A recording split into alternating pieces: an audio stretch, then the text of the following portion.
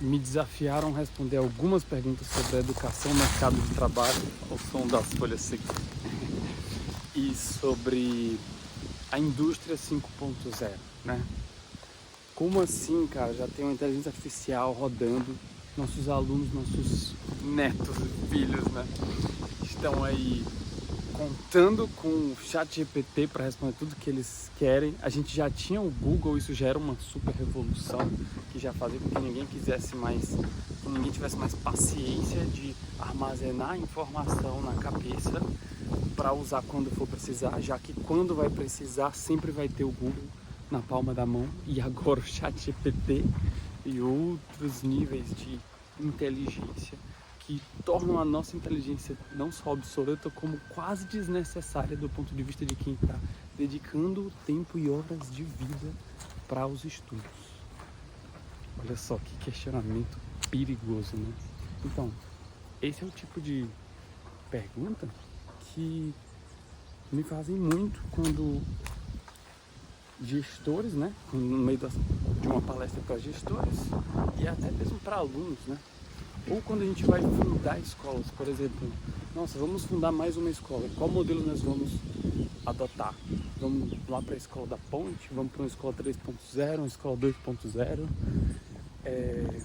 Nossos alunos já têm celular na palma da mão, por que eu vou trazer um professor desse bairro aqui, ou da minha cidade do interior aqui, se eles têm acesso na palma da mão ao professor de Harvard, dando aula de graça com vídeo editado, que em 3 minutos consegue explicar de uma forma visual 100 vezes superior ao que o meu professor aqui mal entende, nunca aplicou na vida, não tem um mestrado no tema e vai ter que explicar em 40 minutos só com uma lousa e um slide, né? Ainda vai ter que preparar essa aula, sendo que esse conteúdo já está disponível na internet. O professor poderia estar focando em criar dinâmicas com esses alunos, né? Então já sei que nesse cenário 2.0 não cabe, tem que ser a 3.0. Então, de 3.0, como que eu vou então tornar isso viável financeiramente? 3.0 é uma educação cara. Se o seu público não pode pagar por ela, você precisa adicionar tecnologia para torná-la mais escalável. Então você já precisa de um modelo 4.0. Ok, então eu vou fundar um modelo 4.0. Mas e se os meus alunos não estiverem focados em passar no Enem? Como que eu vou fazer eles prestarem atenção na aula do meu professor, que ainda é o mesmo modelo de... Tudo bem, é metodologia ativa, mas é presencial e ainda faz com que eles estejam lá presos na aula, né? De alguma forma, eles vão ali estudar para a prova e não para aprender. E uma prova que prepara eles para uma prova que eles não estão interessados em fazer, logo a aprendizagem vai ser mínima. Sem o interesse, não tem aprendizagem, tem no máximo memorização. E memorização a gente sabe que depois da prova ou depois do Enem, morreu. Mas ok, passou no Enem, teve lá uma nota legal, né? Mas será que esse aluno vai estar lá com uma nota 1000 no Enem, uma depressão e uma crise de ansiedade por causa dos vários anos que ele passou fazendo algo que ele não acredita, que ele não se identifica e que inclusive impediram esse aluno de desenvolver as habilidades que ele realmente gostaria, que ele realmente se destacaria e que ele realmente traria não só o brilho do olho, como um resultado que nenhum outro consegue alcançar, porque só ele é capaz de ter aquele resultado com a genética dele, com o fenótipo e as experiências que ele teve ao longo da vida. Então aí entra a necessidade de a gente sair do modelo 4.0.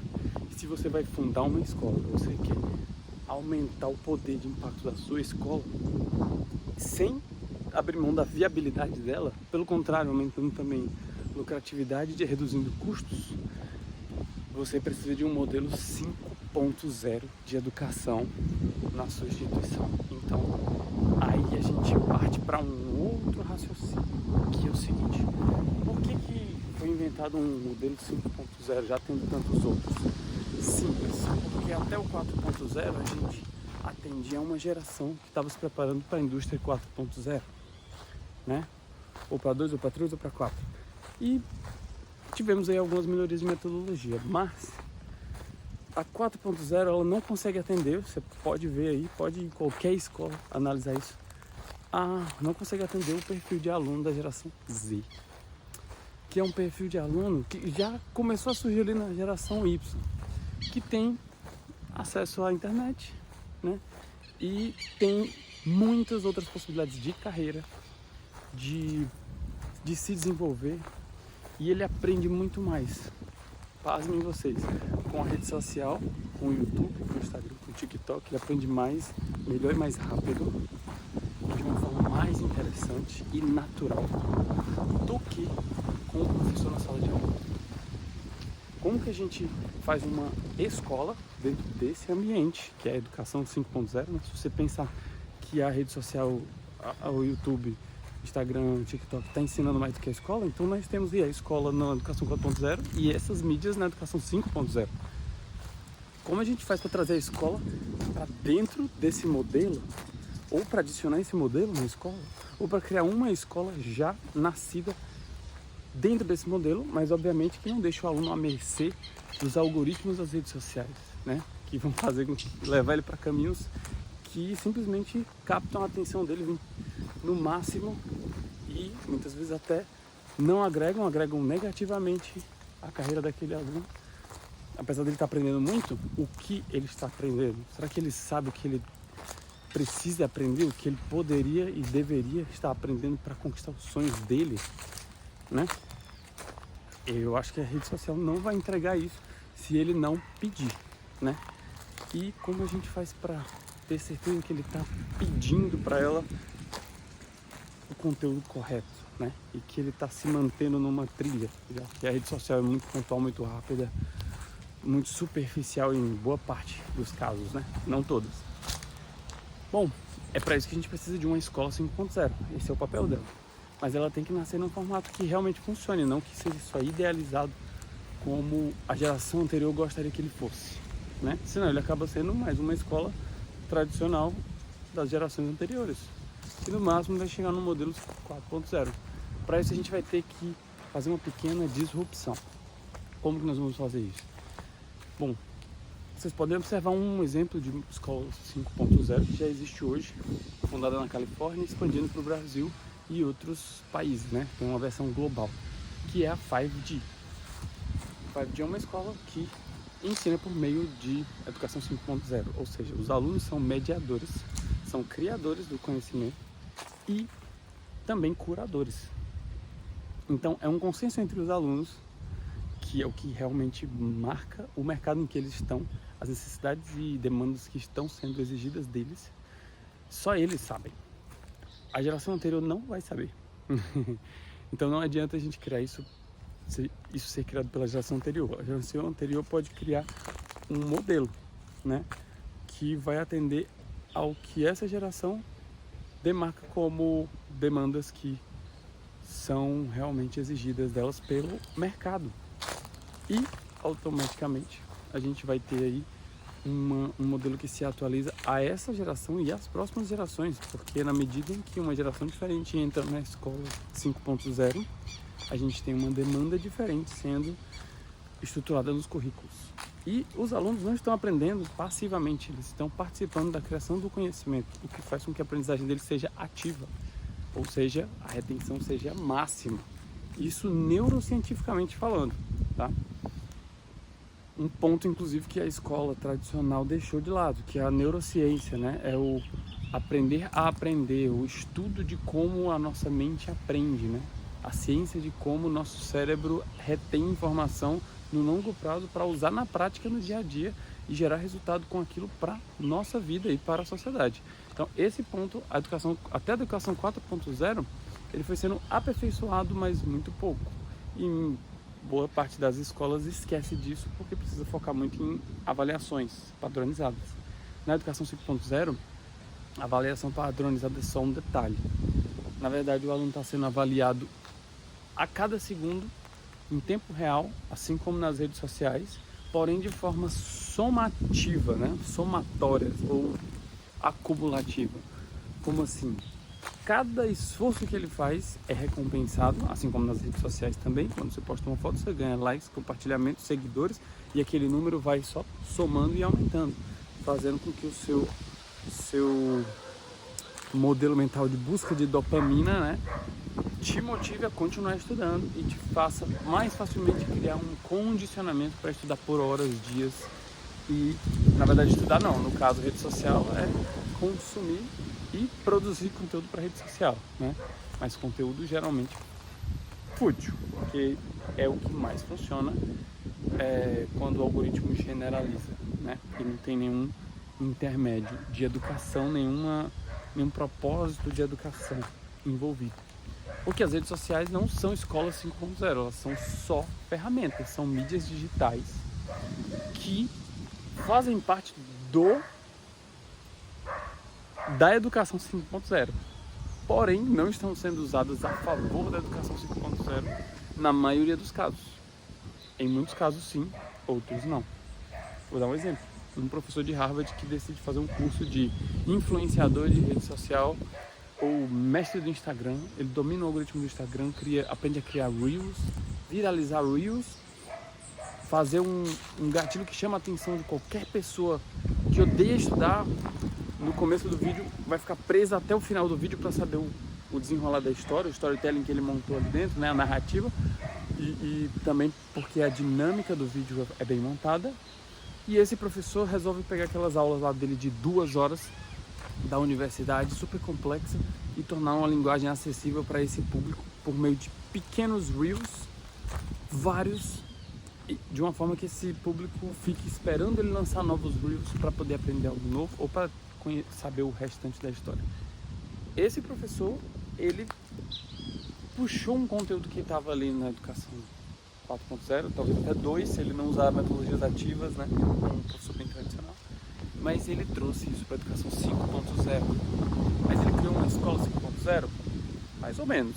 Ali o Instagram dele se tornou uma espécie de escola 5.0, um curso, mas não existe uma filosofia por trás do resultado que o aluno vai atingir depois de se inscrever na escola dele, a menos que ele realmente desenhe ali o Instagram dele como algo que o aluno vai se prender, né?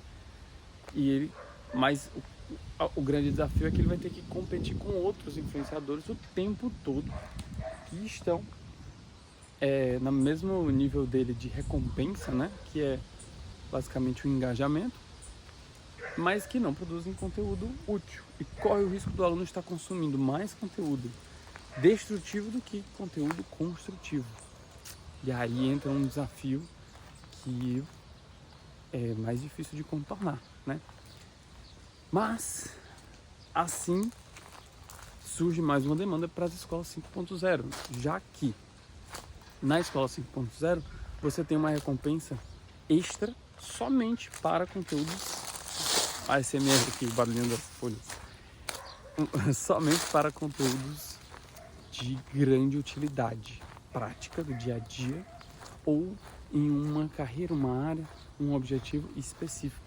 Por isso é necessário que existam várias escolas 5.0, apesar de que todas elas podem se encontrar numa escola geral, que seria a 5G global, né?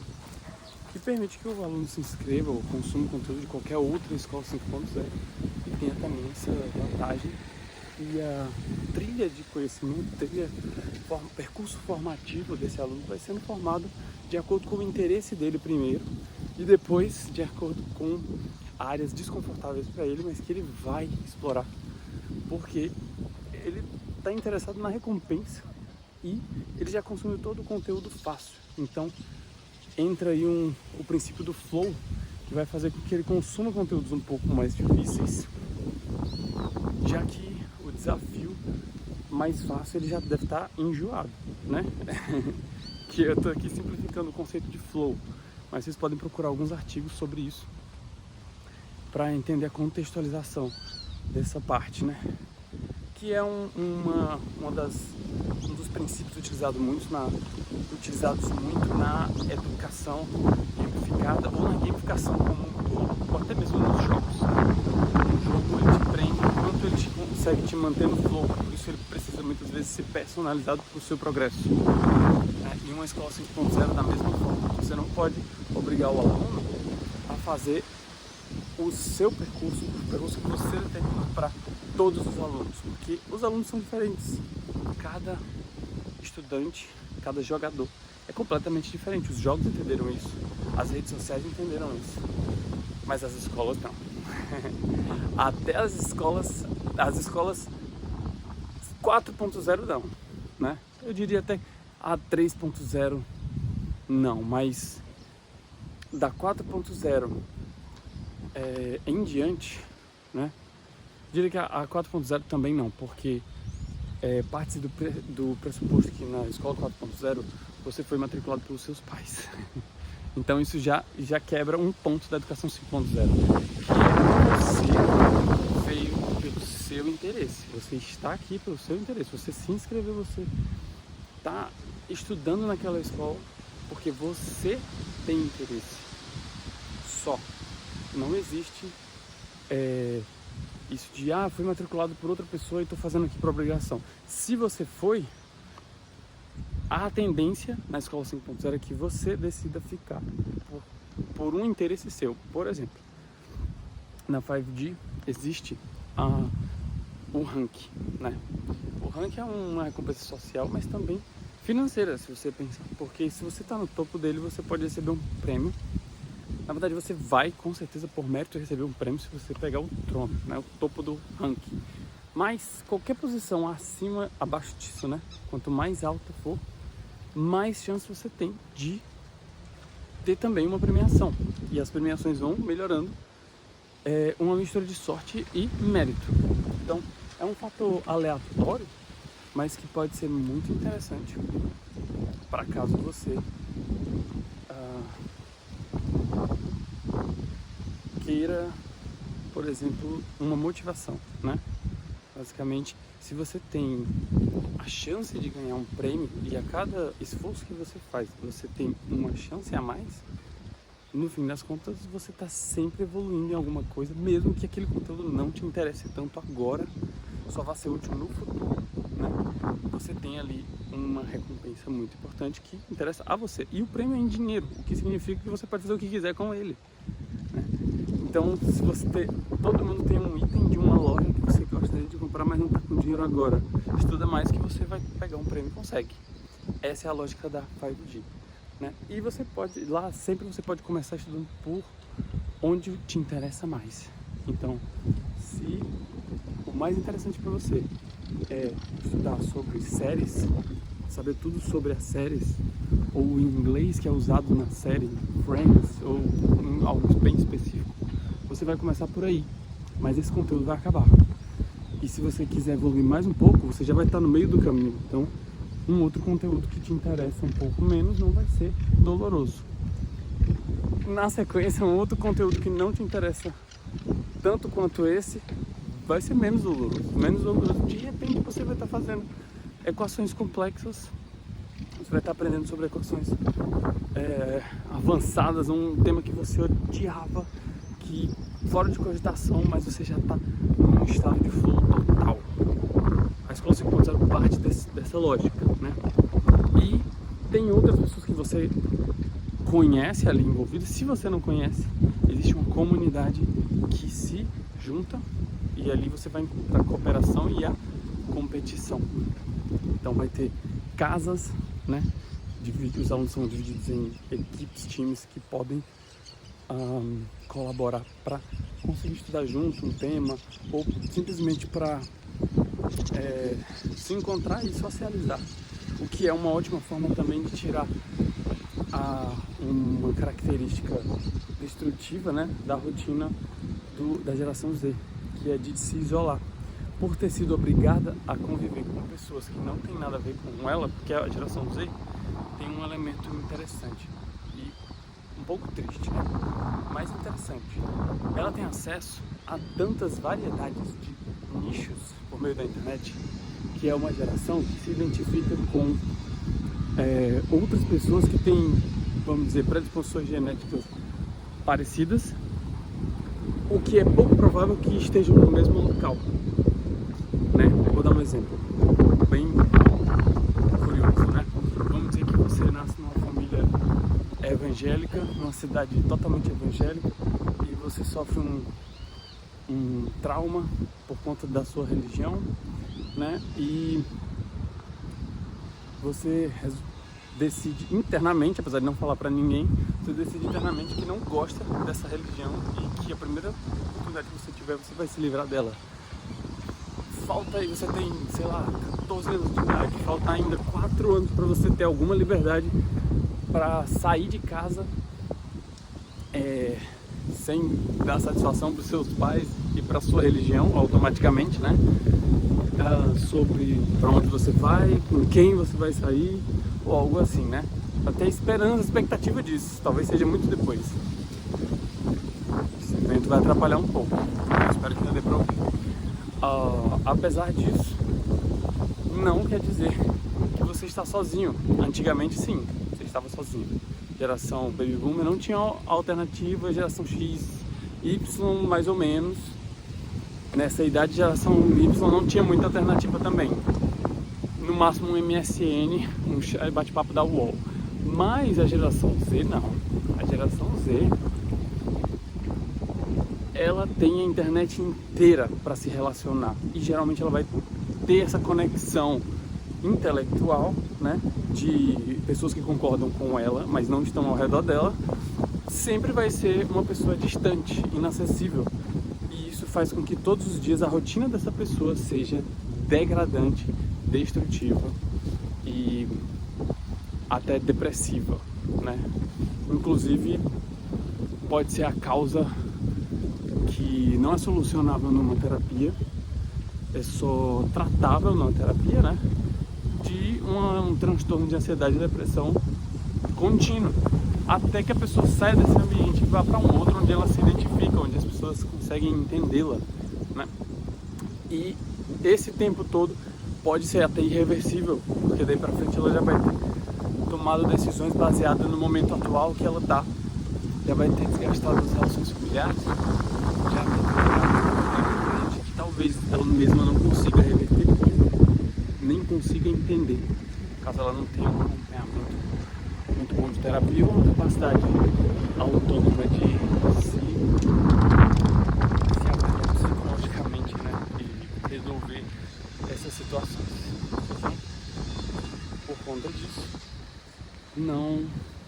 essa geração precisa ter um pretexto para se encontrar com pessoas diferentes, talvez da mesma cidade, e a 5G cria esse pretexto. Como? Se você está no ranking da 5G, você vai ter lá uma variedade enorme de jogadores, alunos de outros bairros, de outras áreas, que podem marcar eventos, né, encontros e mais atividades para fazer juntos, já que são alunos que só se encontram digitalmente, online, né? E por conta disso, você gera aí uma possibilidade nova para essa geração que fica isolada, né? É uma das primeiras gerações que ficam isoladas e ninguém sabe a origem dessa dificuldade toda, mas não é muito mistério. E, bom, é isso.